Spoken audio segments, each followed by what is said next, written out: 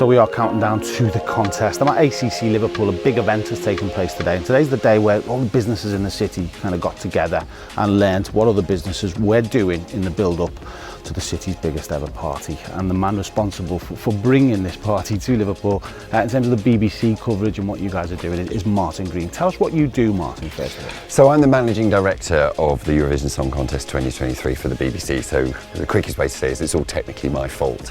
But basically the BBC both organises, produces, puts on and then televises the Eurovision Song Contest this year, obviously on behalf of our friends in Ukraine. So we're responsible for everything that goes on in the arena, and of course working closely with our great friends in Liverpool to make the cultural programme and the Eurovillage and everything that comes along with the circus that is Eurovision. We've got to say as well, though, the BBC are doing it differently to other countries, to other broadcasters.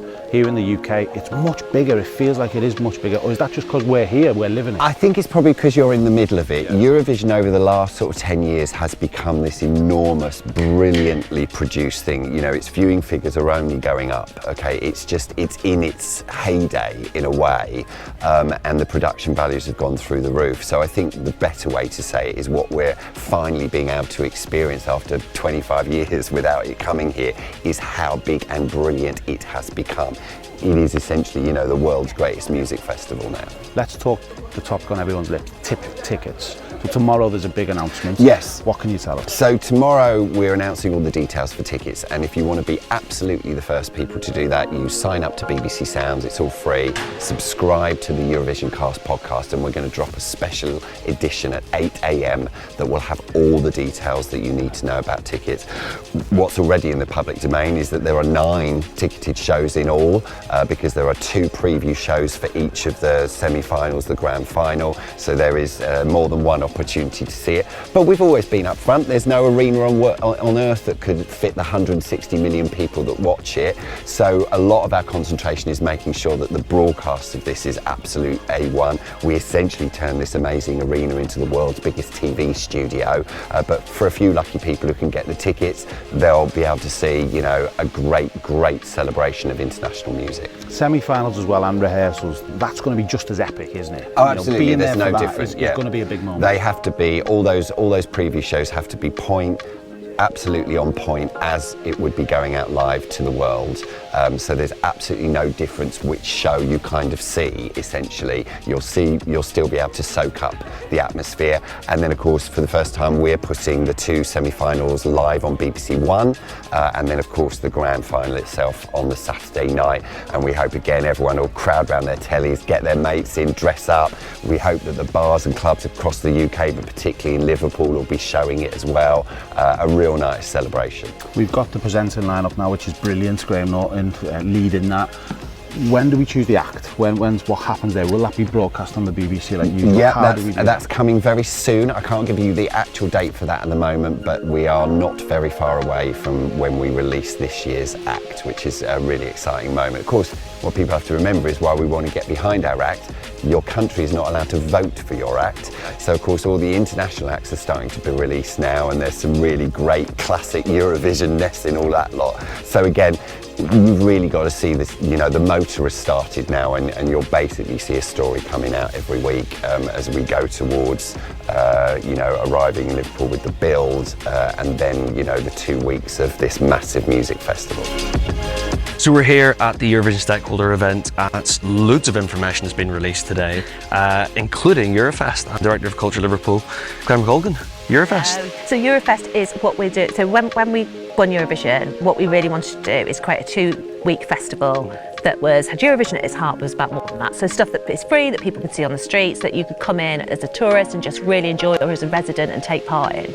So we've announced 4 projects today, 4 commissions. There's 24 of them altogether, 19 of which are with Ukrainian partners and UK partners. And the 4 we've announced kind of sum up, I think, if you look at the group of artists underneath, what Eurovision will be, so what the Eurofest will be. So there's everything from the English National Opera performing Eurovision on the stage of the village, through to Katja Bucheska's really poignant sculpture under the cathedral roof, looking at the journey between Izium and Poland and that journey that Ukrainian refugees come on. And then of course our very own Casimir, you know, our homegrown brilliant arts collective, doing Yellow and Blue Submarine Parade with dancing jellyfish and big kind of glitter balls and kazoo playing seahorses, and goodness knows what else their imagination can come up with. You're covering all bases. All it's fair bases, to say. yeah. It's a proper festival. That is, so yeah. it is literally something for everyone. And look, it will do things differently, won't it? Because it's got real beauty attached to it, real fun, but then it will make you cry at some points when you turn a corner and you see something different in this brilliant city. Your breath will be taken away by some of the work. You mentioned before, obviously, 19 of the 24 commissions are Ukrainian artists, or you know, a collective. How important was it? Was it to well, we said we'd do it, so we've done it, and we were very clear about that in our bid. You know, it's not just something we're paying lip service to as a city, but it's been hard. You know, it's hard. It's hard anyway doing a festival in 3 months of this scale without working in a country that is ravaged by war. So you've just got to kind of say thank you to those artists that are delivering this for us, because it's not us delivering it, it's artists giving their thoughts, their dreams, their passions, creating something in a really short period of time and just trusting us to deliver it with them. These commissions, whether you love Eurovision or not, you come just to see them, because some of the work that we'll unveil over the next few weeks is exceptional, actually. And we just know how many people love River of Light, and just, you know, events like that that are our regular events. This is on a different scale. When can you give us a little bit more? When are we going to find out more? The end of March is when the full programme will be announced. We're just working through all the commissions at the moment. We've announced all the artists, so there's incredible artists in there. Lots of them people will recognise from Liverpool, but lots of them are from the UK, and lots of them are from obviously from Ukraine. So we'll announce the full programme at the end of March. Claire, thank you so much. Pleasure. Mayor Joanne Anderson, it's getting so exciting. We've just been at this event, which has basically just kind of told us exactly what we can expect. The cultural side of the city coming together to put tons on. There is so much stuff, so much going on. It's like I can't even remember. It's come into my brain and out, but what it is, it's just going to be a party, isn't it, for a whole 2 weeks. Nothing that I imagined that Eurovision was like. I thought it was just all about the event. The fact that the host city just gets to just be Eurovision playground for 2 weeks is absolutely amazing, and you know, right across the city as well, not just in the city centre. Do you know what I'm realising as well? Lots of cities have obviously hosted Eurovision. I can't, maybe we're missing something, but I can't imagine no other city putting an event like this on, because this is weeks of build-up, weeks of parties. They haven't done this before. Well, we like to think we're a bit special, don't we, all the time. I'm not sure we are that much more special than everybody else, but we like to think so.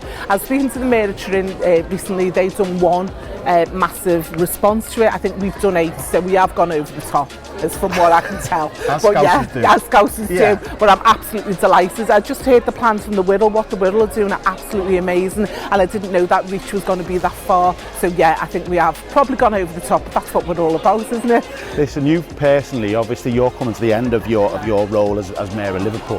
What a way to bow out. Oh, no. It's the biggest party we've ever had. It's the one to aspire to, isn't it, when you leave as a mayor or a councillor? I'm definitely, you know, my final day as Eurovision kicks off, and I'm absolutely delighted with that. What will you be doing during Eurovision?